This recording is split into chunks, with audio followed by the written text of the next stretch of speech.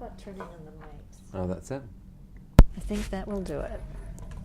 All right, testing. Let's see. Testing. Testing. That does Good. it. All So right. sorry. No, that's right. Glad it was simple. So, Chris, welcome to this podcast entitled Are Values Still of Value? Thanks, Susan. Great to be here. So in today's world, some feel it's important that organizations, whether they're for-profit or not-for-profit, operate on a set of values that are somehow good in terms of their social impact. And we're told this is a factor carefully scrutinized, for example, by millennials, the ones who have options as to where they really want to work. There are others who feel that such good values are of little relevance, at least as they pertain to for-profit businesses. The most important thing is to make a profit, regardless of whether the company's products or services are good in terms of their social impact. Now, I've been coming to TED ever since you took the helm, so I've seen TED from the outside over a long period of time. And this year, privileged to be a TED resident here at TED headquarters, I got a bit of a glimpse of the inside of TED, an opportunity to interact with TED employees as they go about their work. They eat in the lunchroom, hang around in the lounges. And I'd say, based on my own values, that TED is a values-driven organization. So my first question of you is, how do you define a values-driven organization? And is TED, by design, a values-driven organization? Sure it is. Absolutely. I mean, TED's owned by a non-profit, first of all, so we're not a business, but in many ways we operate like a media company. Our main operation is amplifying the ideas of speakers and sharing them with the world, whether over TED.com or through other channels, mobile, and so forth. And so we employ a lot of the people who would otherwise be working in a web startup or something like that. Mm-hmm. And I absolutely do believe that values do need to be at the heart of a successful modern company, whether it's a not-for-profit or a for-profit company. It's because the world's changed, and that we're no longer in the industrial age where value comes from, a big set of assets that you just hire people as kind of drones to extract the value from. Value in most organizations is created from people. It's from fundamentally human skills. It's the knowledge era. Human creativity and insight is at the heart of it. That means who you hire is incredibly important, and that means that you want to hire good ones, which means it turns out, want to work, as you indicated in your intro. They want to work somewhere that matters to them. So we've been, or tried to be, on that journey from the start, and we've been very lucky in that we have a mission that kind of expresses a value in itself. Our mission is ideas worth spreading. We try and share ideas that we think will somehow benefit the future in some way, and nudge the world to a better direction, or inspire people to find their better selves, or something like that. And that very mission kind of has a value at the heart of it, the value that ideas matter, that sharing stuff matters, and it has attracted people who are excited by that thought. And so yes, I think everyone who works here at some level is here. They're certainly not here to make a fortune, because you can't. They're here because they believe in the mission. I love the things you already described as values. I also saw somewhere you referred to the ignition of curiosity as a value, and I love that word, ignition. Absolutely. Knowledge can't be pushed into a brain. It's one of the tragedies of education, that it's often built on the apparent attempt to do that. It has to be poured in, and the force that pulls it in is curiosity. That's the force that says, what, why, how does that make sense? And it hungrily looks for explanations out there to kind of close this sense of a knowledge gap. I don't get why that is so. Why is that so? That is so amazing. That's so interesting. That feeling results in people pulling in whatever they can to make sense and to satisfy that itch. And so many of the best talks start with the ignition of curiosity. If you can persuade an audience that something is really intriguing, maybe something, an issue or a question they never thought of before, that gives you all the ammunition you need really to then feed them, information and insights that people will be going, aha, oh, I get it, that's cool, give me more. But without that, if you don't start with that curiosity, people maybe slump there, arms folded, skeptical, not really engaged. Curiosity often is what opens the door. So you're really feeding that appetite, that hunger that you've found probably in surprising places and to surprising extent. So Absolutely. I'm curious about, what about this claim that this fellow named Benjamin Bratton made, as the Guardian published in an op-ed a couple of years ago, I think, that TED is a civilizational disaster. I know you responded to it really forcefully, and it was fabulous, but it occurred to me, is it true that one man's value is another man's disaster? I mean, is this thing really subjective, more than I would have thought? I mean, some things are subjective, but there's no, I don't believe TED is in any way a disaster. I think what he was complaining about, if I remember right, is that talks were somehow dumbed down. Mm-hmm. And that, that you couldn't get, in 18 minutes of a talk, you really couldn't understand a topic at depth.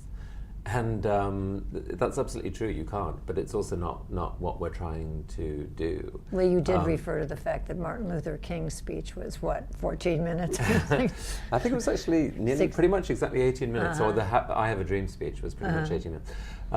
But the point of a TED Talk is to put a stake in the ground in the attention war that we all live in, where we're blitzed all the time with trivia and with distractions, and so often serious ideas don't get a look in at all. We're trying to play in that battleground and say, hang on a sec, spend a few minutes listening to someone amazing and inspiring who's got something really important to say, and see if you get excited. You never know, you might. and when TED Talks work best, they do get people excited about something. They absolutely don't tell them all that they need to know, but they tell them enough to say, this is something I should dig into more. And so we love it when someone moves from, listening to a talk to buying a book and going in deeper, or, I don't know, signing up for an online course or something like that. We absolutely don't want to be the be-all and end-all, but what we want to do is to strike a blow for the importance of ideas in our culture, and to say, no, here's why this matters. And the truth is that in 80 minutes you can explain to someone why this matters, why they should be excited about an idea. And that's what we're doing. And that to the extent that we can do that, that is the opposite of being a disaster for civilization. I would agree with that. So, but TED didn't start out this way. So how did you take an organization that was built really on scarcity and transition it into an organization that's built on abundance? So TED indeed was initially a conference held once a year. It was expensive. Only a few people got to go. And when I was lucky enough to go, I observed just how inspiring and spectacular a time people had. And when I acquired TED through my foundation, the goal was always to try and figure out how to let out some of the magic that was happening there to the broader public. And it wasn't clear how to do that. Our initial attempts to figure out a way failed. We tried to get TED on TV, for example, and TV companies by and large weren't interested. But in 2006, suddenly online video became a thing. YouTube launched, and every computer screen had 3 little square inches with a sort of juddering online video with little kittens prancing around or something like that. It became a thing. I remember. And we thought it was worth an experiment to put some talks out, and to our surprise and delight, some of them went viral in a beautiful way, and we heard from people saying that they'd been really moved by them, and in some cases transformed by them, a reaction that we hadn't expected, but which kind of forced us to say, okay, you know what, we're going to rethink what TED is. It's no longer just a conference. It's really an attempt to share the ideas that are in those conferences with the world. And so we committed to sharing all of the best content of TED freely online under this mission statement, ideas worth spreading. And then you, as you said it somewhere, that you gave away the crown jewels when you decided to do the TEDx things. Maybe you can explain that just a little bit. Well, yes. I mean, first of all, giving away our content, our best content, felt at the time like we were giving away the crown jewels, and in some people's eyes, risked destroying the conferences, because why would you pay for something when it was freely available online? I remember the arguments about it, yeah. And it turned out that far from destroying the conference, demand for the conferences soared as a result of us putting the content online, which is an exciting feature of the modern world, which is the modern connected knowledge era, which is that the rules have changed, and what you give away is different now than it used to be. There is often a case to adopt a supreme sort of generosity strategy, for want of a better word. Give away the best that you can and be amazed at how this spreads around the world and how it boosts your own reputation and how people respond by giving you things back. And the things we got back were, people becoming our marketing friends, if you like sending these talks free of charge to all of their friends, or to new speakers applying to come and speak free of charge, or many other ways in which people wanted to help advance the mission of TED, for example, by translating our content into many other languages, which is amazing to see. Amazing, right. And so we tried to extend that idea of radical openness to our own brand and give people a chance to actually host their own TED events. And the way we did it was we said, you can do it, you've got to affix the label X to it, where the X stands for self-organized. And we're going to put in a few rules about what you can and can't do, but mostly we're going to just try and tell you all that we know about how to make a successful event and trust you to give it your best shot.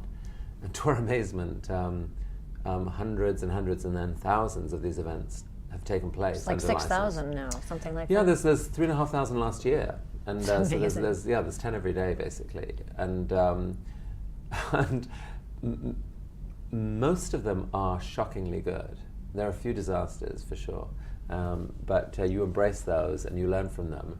And we just celebrate this amazing explosion of people looking to share ideas through the power of human speech. Yeah. So Chris, how do you run TED here on the ground? How does it work here? Would your employees, if I ask them, and actually I have asked some, but would your employees define TED as a values-driven organization? Do they see it that way? Is that why they're here?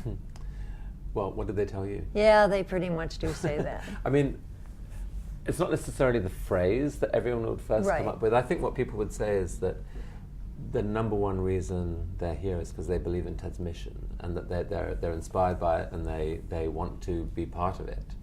And it's in a way easy to understand that, because the thing about sharing an idea is that it's an inherently value-adding thing. The person who shared the idea still owns it, and other people get the chance to benefit from it. So the best ideas inspire their own propagation, and it's a very leveraged and beautiful way of making an impact in the world. That's certainly its appeal to me, as a way of amplifying the best of what humanity has to offer. The sharing of ideas it's our species superpower. It's what we do. So I love the fact that people here are excited by that mission, and often put in more effort or work here for less money they could get elsewhere because they believe in that mission. And it does appear to be true. So let's look at companies, because you certainly are aware of so many of them. You get to know CEOs and people from all over the world, really. We know that companies can be profitable even if they're not based on generally recognized social values. So, in fact, is there any evidence that values-driven businesses are more profitable than others? I'm really looking for whether there's a business reason for the focus, and we'll come back to Michael Porter, but I just wondered what your own thoughts about that were. Yes, if what the company is creating, if the value they're creating is based on fundamentally on human talent, then I think being values-based really matters, because most humans who are going to commit to working somewhere for a long period of time, they want a sense of satisfaction from it themselves, ideally. Many people hate the work they do, and when they have a choice, then they move somewhere where they want to work. So if they can. If they can. But that means that the most talented people tend to move to somewhere where they actually believe in what they're doing. And so the more that we are in this knowledge era where value is created through the human mind and through human talents, as opposed to through some mining machine that or some owned physical asset where the people perhaps don't matter so much. Value absolutely matters, and I was really struck actually by a comment made by Elon Musk about a year ago, I think, when he had just announced to the world that they were opening up Tesla's patents to anyone. Right. And he was asked for the reasons why they would do this, and quite apart from the fact that Tesla's mission is to accelerate the electrification of transport, and that therefore this would help that mission. What he went on to say, and I think this, from a business point of view, this is probably the biggest single driver. He said, if you want to persuade the world's best engineers to work for you 100 hours a week, it's much easier to ask them to do that for a cause than for a corporation. Brilliant, yeah. So now, I know you showcased at TED Global Michael Porter, the Harvard Business School professor and co-founder of this thing called the Shared Values Initiative. He believes strongly that we're in the process of restructuring how corporations can tackle society's most important societal problems by linking competitive advantage to social responsibility, and then by identifying and addressing social problems that intersect with their business. So, is Michael Porter right? It sounds like you think, in fact, he is. I certainly think there's benefit to companies identifying, the social issues that are closest to what they can address. Absolutely, that they're. It's a different story, for each company. Not every company makes products that seem to tap into a particularly deep, social mission. And but so he says that every single company can do this. He hasn't necessarily given examples for all of those, but I thought that was interesting. When I listened to him recently, he said, every business can do this because there's always a connection to, maybe it's just doing things that are of value to the people who work for you, whether or not it's the product or the service. Sure. I used to be in the business of launching magazines, mainly computer game magazines or video game magazines, and you could argue that the social purpose of that was not that high, but we tried to tell a story with people that we were bringing a lot of fun to the world, and that the process of being a kind of band of adventurers taking on some of the bigger publishers was just satisfying in itself. You can definitely build a story, but it's definitely easier with some businesses than others. But I think every business absolutely should try, needs to try, and needs to do more than simply say, as has often been done, we make money on this side and then we use the profits to do these corporate social responsibility programs. That sort of schizophrenia isn't all that satisfying, I don't think. Whether it's philanthropy or actually corporate social responsibility, both of those things. And he says the difference is that the reason they don't really solve anything is because they can't scale. And right. As I was thinking about that, I was thinking, that is exactly what you've done with TED. You've taken this whole idea and you have scaled it. So it's almost as if the template that he talks about is one that is best exemplified by, even though this is not a for-profit business. You also showcased at that same TED Global Michael Sandel, who's a professor of political philosophy at Harvard, and he takes a different tack. He says that we're living in a world where literally everything is for sale, and that fact is exacerbating the inequality between people all over the world. And he said specifically, Americans' experience of shared civil life depends on how much money they have. Am I stating his case correctly? I think that's definitely part of his case, and where there was a difference between them was that Michael Sandel certainly believes that many goods don't work as you can't put a market value on them, you can't trade them, if you try, that it pushes people to the wrong part of their minds and their thinking. So, for example, we don't want to put a price on organs that are, donated and so forth. You can make body organs, right? Yeah. That's right. Mm-hmm. There are some that there are just lots of services at a human level that if they become too commercial in feel, some of the joy is taken out of them, and I think there's a lot of truth to that. But I think there's also common ground between them in terms of, Michael Porter's definitely trying to nudge companies to find a clearer articulation of their social purpose and to use that as a way of giving all of their people and their customers greater satisfaction. Well, I know you engineered on the spot, it seemed, a mini debate between the two of them, and I was interested in how you saw their approaches really in opposition of each other. It does sound as if they intersect in a fairly interesting fashion. I'd love to hear them both talk about it more. It was a great conversation. I think it's online somewhere. Both their separate talks are online. And the little debate. Yes. It's great. It's great. Yeah. So if you could wave a magic wand, what other, Ted has done so much stuff now. You've got TED, TED Ed, TED Institute, TED Radio, TED Fellows, TED Residency, TEDx. I've probably missed a couple. But if you could wave a magic wand, what additional value that TED doesn't right now facilitate, what else would you like TED to build and be able to scale? One of our biggest focuses right now is just on the education program, TED Ed. If your mission is ideas worth spreading, you really want to spread ideas into the minds of kids. They have their whole life ahead of them.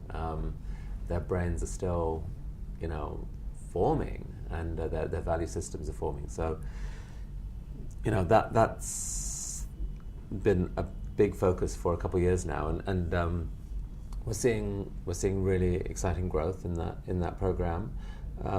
One of the most fun aspects of it is an effort to give kids the tools to create their own TED Talk, their own TED-like talk, and so over 13 weeks, a class of them will identify an idea, write a talk around it, and then at the end of it, present to their peers, and we capture that video, and then some of the best of them will bring to a once-a-year event that we've just had the first of these called TED Ed Weekend, and they get to perform in our theatre here. But seeing whether or not that happens, giving kids the chance to present is just a massive boost to their confidence, and I think it's actually, you can make the case, presentation literacy probably should be a core part of education for the modern world, because for the first time now, how you communicate, if you can communicate well personally, that can scale now. It's not just people in the room. You can capture it on video, put it on YouTube, whatever. You're probably more likely to make a way forward for yourself and to share your ideas through personal presentation than by writing an essay, you could argue. And so that's exciting. It's exciting seeing that aspect take off, and I think that could scale quite significantly. Well, my bias is that we should not only teach them public speaking, but we should teach them how to have real conversations. But I think they do intersect. Yes, they do, and I agree. There are, funnily enough, the one thing we probably don't need to teach them is all of the things that they could Google quite satisfactorily themselves and just see on their own smartphone. Knowledge is no longer the point. Accumulating knowledge is no longer really the point of education. It's it's character. It's finding the curiosity to make you want to. It's finding the dream that you think you could live one day, and getting excited by that and using that as motivation to then learn the right things to do it. Because if you have the motivation there, if the dream is there, the curiosity is there, the motivation is there, and the character is there, everything else is possible for a kid. There are so many knowledge resources available, kind of at a click. You just have to ask the right question. You just have to have the right fire inside. So trying to help light that fire is so important. Well, and I am hoping that this infectious thing that you've really started and scaled does transfer to the world's corporations as well, because we do want to have, I think there is this real sense, as you said, the world has changed and people work now for different reasons, or at least they hope they can, for something in which they really believe. And you've made that happen here in your own organization, and these ideas themselves make people start thinking about how else could they live their lives. It's pretty powerful. Is there anything else around this whole values idea that comes to mind for you that you'd like to share? I mean, we're definitely interested in building relationships with values-driven companies. I mean, I think it absolutely is the way that companies will distinguish themselves in future, by being able to really clearly know their purpose, their social purpose beyond making money, and to be able to articulate that and authentically believe that and work towards that. And so I think building partnerships with those companies and helping share their knowledge with the world. Media organizations traditionally have related to companies by basically saying, okay, here's the deal, we're going to aggregate millions of eyeballs for you, and then suddenly, kapow, we're going to slam your brand in front of them, whether they like it or not, and kind of stuff your brand values down their throats, and then we won't let them watch the video they want to watch until they've watched your ad. It's a deeply, deeply flawed basis for engagement. It makes makes people annoyed. It doesn't show companies in their best light, I don't think. And people are now recognizing that and acting against it. That's right. So the partnership with companies that we would like to have is one based on the power of knowledge and sharing knowledge. And it's a fact that many of the greatest, most amazing discoveries, insights, ideas, knowledge is developed by the world's companies. They have extraordinary resources. They have amazing people working for them. If we can, instead of trying to push like a brand or a product, we're sharing knowledge. This is what we've learned in our lab. Sharing that with the world is exciting for people to learn, and is actually incredibly powerful for enhancing the reputation of a company. As in Elon Musk. Well, as in that specific case. But we love the idea of, and we're exploring the idea of working with companies to really help unlock the amazing knowledge that's in their organization, and finding a really cool way of sharing it with the world, so that they may find to their surprise, just as we found to our surprise a few years ago, that when you do that, lots of people fall in love with you and want to help you on your way. And so I think it's a great experiment, and it's going to be an exciting thing to try. Well, speaking of values, this has been valuable to me. I really appreciate it, and it'll be fun to hear what kind of response we have from people. Thank you so much, Chris. Thank you, Susan. Thank you. That was great.